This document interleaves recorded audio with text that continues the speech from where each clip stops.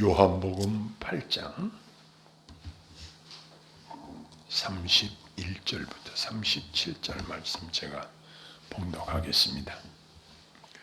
그러므로 예수께서 자기를 믿은 유대인들에게 이르시되 너희가 내 말에 거하면 참으로 내 제자가 되고 진리를 알지니 진리가 너희를 자유롭게 하리라.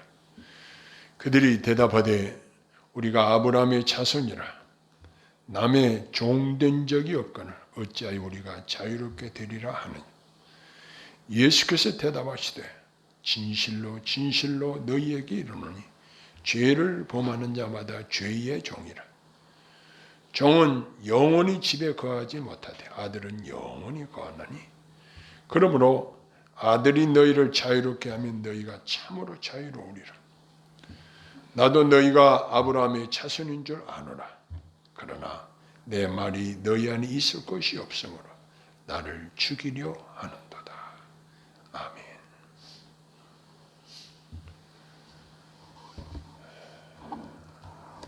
우리가 이 땅에 살면서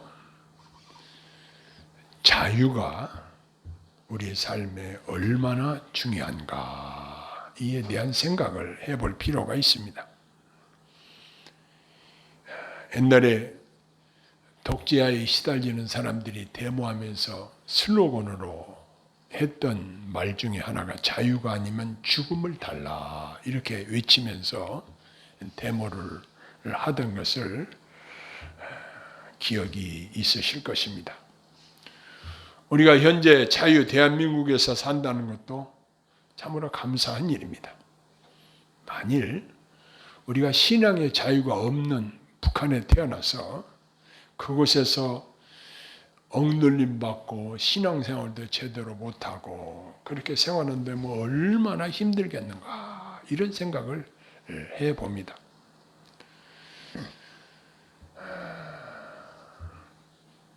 우리가 이 땅에 예수 믿기 전에 삶의 모습을 한번 더듬어 살펴보면 예수 믿지 않는 사람들은 이사할 때도 날을 받아서 이사를 합니다. 길이를 찾아서 안 좋은 날 이사를 하면은 화가 닥칠까 봐 무서워서 길이를 찾아서 이사를 하고 또 결혼을 하는데도 사주 궁합을 봐가지고 나는 그 사람이 좋은데 궁합이 안 맞다고 못하는 경우도 있습니다.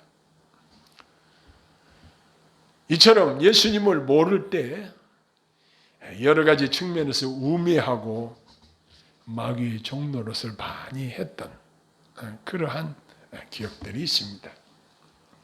그러나 예수님을 믿고 나서는 우리가 선포하는 말이 있습니다. 나 자유 얻었네. 노래가 있잖아요. 나 자유 얻었네. 너 자유 얻었네. 우리 자유 얻었네. 그렇습니다. 이처럼 우리는 참 자유를 선포하며 그 자유를 누리면서 사는 자들입니다.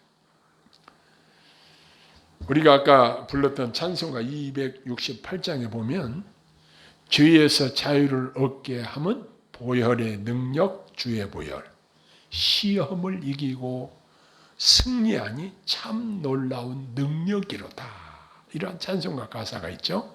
2절에 보면 육체의 정욕을 이길 힘은 보혈의 능력 주의 보혈 정결한 마음을 얻게 하니 참 놀라운 능력이로다.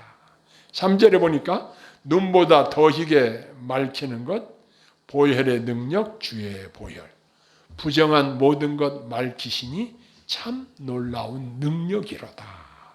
이러한 가사의 찬송을 아까 불렀습니다. 이처럼 주님의 보혈의 능력으로 우리를 죄에서 또 마귀의 종된 상태에서 자유를 얻게 되었습니다. 할렐루야. 오늘 본문에서 예수님께서는 믿은 유대인들에게 아주 놀라운 말씀하셨습니다. 내가 내 말에 거하면 참 내 제자가 되고 이렇게 말씀하셨습니다. 요한복음 15장 7절에도 너희가 내 안에 거하고 내 말이 너희 안에 거하면 무엇이든지 원하는 대로 구하라. 그리하면 이루리라 라고 하셨습니다. 예수님께서는 자신이 증거하는 말씀을 듣던 그러한 자들 가운데서 일부가 그 말씀을 받아들이고 있음을 아시고 지금 이 말씀을 하고 계신 것입니다. 예수님은 이렇게 자신이 증거하는 말씀을 수용하는 자들에게 친히 자신의 제자라고 호칭하고 계십니다. 그리스도께서는 명목상 제자를 중요시하기보다는 실질적으로 내면적으로 예수님의 말씀을 듣고 받아들이며 그 말씀에 순종하며 그 말씀에 거하는 자들을 예수님의 제자로 인정하신다는 사실입니다. 이렇게 그리스도의 말씀 안에 거하는 자들만이 그리스도의 진정한 제자라는 것입니다. 그러면 그리스도의 참 제자의 특권에 대한 귀중한 약속을 여기서 말씀하십니다. 진리를 알지니. 우리가 알아야 할 많은 것들이 있는데 진리를 안다는 것은 위대한 특권입니다. 그러므로 예수님의 제자들은 먼저 진리 되신 주님의 말씀을 잘 받아야 합니다. 먼저 그리스도께서 가르치시는 진리는 사람을 자유케 하는 능력이 있습니다. 그 진리의 말씀이 원수 마귀로부터 우리를 자유롭게 합니다. 그리고 하나님을 섬기는 가운데 자유케 하며 하나님의 아들의 특권을 가지고 자유를 누리며 살게 하십니다. 이 진리를 알게 되면 믿음으로 편견과 오류와 그릇된 생각으로부터 또 정욕과 옛사람으로부터 우리가 자유케 되는 것입니다. 이렇게 그리스도의 진리를 받아들임으로써 영적으로 참 자유를 누리게 됩니다. 이에 대해서 완악한 유대인들의 반박이 있었습니다. 그들은 교만한 마음과 질투심을 가지고 예수님께 반박을 했습니다. 우리가 아브라함의 자손이라 남의 종된 적이 없거늘 어찌하여 우리가 자유롭게 되리라 하느냐 하면서 말하고 있습니다.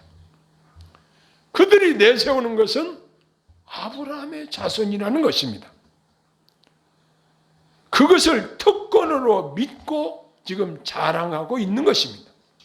그런데 구원의 혜택은 자손들에게 자동으로 상속되는 것이 결코 아닙니다.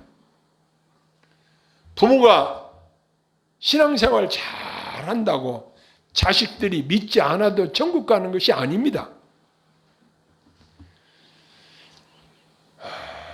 그리고 그 당시 유대인들이 남의 종된 적이 없다고 했지만 실질적으로 그들은 로마의 속국이 되어서 민족적으로 식민지 상태였습니다. 즉 자유가 없었습니다. 그런데도 그리스도의 말씀을 대적하기 위해서 이러한 억지 주장을 하고 있는 것입니다. 그런데 예수님께서는 이렇게 말씀하십니다. 진리가 너희를 자유케 하리라. 이 말씀은 영적인 자유를 가리키는 말씀입니다. 예수님은 유대인들이 묶여 있을 수 있는 아주 중요한 한 가지를 말씀하고 계십니다. 34절에 죄를 범하는 자마다 죄의 종이라. 이 말씀을 하셨는데 죄의 종이 어떤 게 죄의 종입니까? 죄를 도모하고 죄를 선택하고 육신을 쫓아 행하고 죄와 거래함으로 결국 죄의 종로로 타는 자들을 가리키는 것입니다. 이와 같이 범죄자에게 죄의 종이라는 호칭이 붙어 따라다니는 것입니다. 이름만 되면 알 수 있는 높은 위치에 있었던 어떤 유명한 사람이 죄를 지으니까 앞으로 대선에 출마할 유력 주자가 될 수 있는 사람임에도 불구하고 결국 자살로 생을 마감한 사실을 온 국민들이 안타깝게 본 적이 있습니다. 이 세상 법을 어겨도 이렇게 무서운 결과를 보게 되는데, 공의로우신 하나님의 법을 어기는 자들은 의로우신 재판장께서 반드시 심판하신다는 사실입니다. 하나님 두려운 줄 모르고 담대하게 상습적으로 범죄하고도 양심이 화인을 맞아서 회개하지 않고 자백하지 않으면서 마치 개가 토한 것을 다시 먹는 것처럼 생활하는 자들은 죄의 종된 불쌍한 자들입니다. 예수님께서는 엄숙하게 말씀하십니다. 죄를 범하는 자마다 죄의 종이다. 이처럼 슬프게도 죄에 얽매인 살며 죄에 종된 자들이 얼마나 불쌍한가를 예수님께서 가르치시고 계신 것입니다. 그러면서 예수님은 종과 아들에 대해서 말씀하십니다. 종은 영원히 집에 거하지 못하되 아들은 영원히 거하나니 35절에 이러한 말씀을 하십니다. 먼저는 유대인들에 대한 이야기로 원래 이스라엘 백성들은 하나님의 택한 민족이었습니다. 그러나 그들이 스스로 죄의 종이 되어서 영원히 하나님의 집에 거할 수 없는 상태라는 것을 탄식하신 것입니다. 그들이 모세율법에 따른 의식이나 제도에 의해서 죄에서 자유하리라고 생각을 했지만 그건 계산착오였습니다. 모세는 종에 불과한 자였습니다. 그러나 만일 하나님의 아들 예수님이 그들을 자유롭게 하면 그들이 자유인이 된다는 사실입니다. 이 말씀은 예수님을 믿지 않는 자들에게는 심판의 말씀이고 죄에 종된 모든 사람에게 이 죄의 종의 상태에서 예수님의 공로로 말미암아 은혜로 말미암아 해방된 자들에게는 놀라운 기쁜 소식인 것입니다. 오직 참 신자만이 죄에서 자유를 얻으며 영원히 하나님의 집에 거하게 될 것입니다. 자, 그러면 죄에 종된 사람은 얼마나 불쌍하고 비참한지, 정말 이 사람들의 결과는 영원한 지옥 형벌이 기다리고 있을 뿐입니다. 그러나 하나님의 아들이신 그리스도만이 사람들을 죄에서 해방시키고 양자로 택할 권한을 가지고 계십니다. 그래서 36절에 이렇게 말씀하시죠. 아들이 너희를 자유케 하면 너희가 참으로 자유하리라. 이렇게 말씀하셨습니다. 복음 안에서 예수 그리스도께서 우리의 믿는 자들에게 자유를 제공해 주십니다. 우리의 죄책을, 우리의 진 죄의 빚을 갚아주심으로 우리를 의롭다고 하시는 권세를 가지고 계십니다. 그리스도께서 우리의 보증이 되셔서 우리의 죄값을 다 지불하시고 의롭다고 하셨기 때문입니다. 그뿐만 아니라 그리스도께서는 얽매인 죄의 상태에서 구하셔서 성화시켜 주십니다. 강력한 성령님의 역사로 더러운 것들을 씻어주시고 우리로 자유하게 해주십니다. 그리고 양자로 삼아주십니다. 이렇게 그리스도께서 주시는 영적 자유는 확실하고 실질적이고 현실적인 것을 우리에게 보여주고 있습니다. 이처럼 오직 그리스도께서 자유케 한 자들만이 진정한 자유를 누리게 된다는 사실입니다. 이것이 우리 믿는 자들에게 약속된 자유의 탁월성과 우수성이라고 말할 수 있습니다. 이제 예수님은 구약의 아브라함과 관계를 자랑하는 유대인들에게 말씀하시며 적용을 시키고 계신데 37절 보니까 나도 너희가 아브라함의 자손인 줄 아노라. 그러나 내 말이 너희 속에 있을 것이 없으므로 나를 죽이려 하는도다.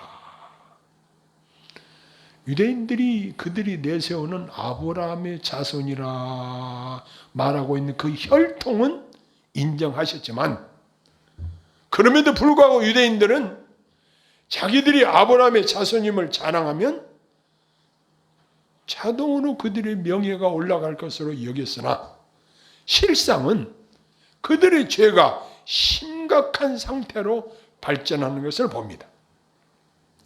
그들은 아브라함의 자손이라고 자랑하면서도 그들의 행동은 하나님의 아들이신 예수님을 죽이려고 하며 당시에도 끊임없는 음모를 꾸미고 있었습니다.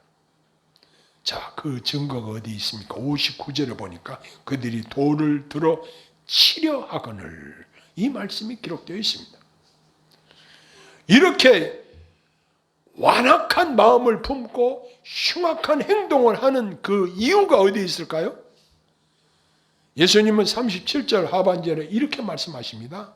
내 말이 너희 안에 있을 것이 없으므로 나를 죽이려 하는도다 그랬습니다. 그 이유가 어디에 있어요?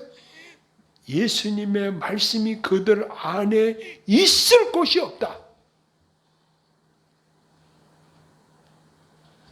그러나 우리 그리스도인들은 그리스도의 말씀이 우리에게서 더러운 죄를 몰아내고 은혜로 역사하도록 우리의 지도적인 자리, 그 마음의 중심의 보좌를 주님의 말씀에 내어드려야 하는 것입니다. 대부분의 사람들은 실상 예수님의 말씀을 싫어하므로 자기 중심의 자리를 예수님께 내어드리기를 기뻐하지 않습니다. 이렇게 주님의 말씀이 없는 자들에게 어떤 선도 기대하기 어렵습니다. 결국 그 공간을 욕심과 악으로 채울 뿐입니다. 그 자리에서 하나님의 아들이시며 구원주이신 예수님이 면전에 계셔서 그들에게 신령한 복음을 증거하셔도 악한 자들은 예수님을 미워하고 죽이려는 시도를 계속하고 있었던 것은 그들 안에 예수님이 증거하신 말씀이 없었다는 것입니다. 이제 진리 되신 예수님으로 말미암아 죄에서 참 자유를 누리게 된 우리들에게 하나님 나라에 영원히 거할 수 있는 복을 주셨습니다. 예수님의 자유로운 제자된 우리들은 항상 듣던 우리 주님의 말씀이 내 삶을 지배하기를 원합니다. 내 육신의 생각이 이끄는 대로 행동하는 것은 자연인들이 하는 것입니다. 그러나 이제 예수 그리스도를 나의 구주로 영접했으면 이제는 내 뜻대로 사는 것이 아니고 내 안에 내주하시는 성령님이 인도하심을 쫓아서 성경에 기록된 예수님의 말씀대로 순종하여 사는 것이 우리 그리스도인의 삶의 모습이요 열매인 것입니다. 열매를 보아 그들을 안다고 그랬습니다. 사람을 어떻게 평가할 수 있습니까?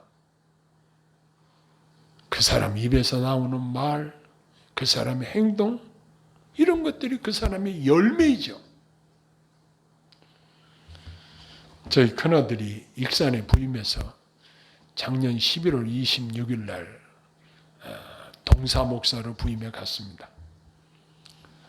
물론 청빙위원들이 다수의 찬성으로 말미암아 청빙되어서 갔지만 위로는 담임 목사님이 계셔서 그분의 눈치도 봐야 되고 또 장로님들의 눈치도 봐야 되고 그러면서 거의 1년 가까이 거기서 있었습니다. 그러나 사람이 오래 함께 겪다 보면은 허물이 발견되기 마련입니다.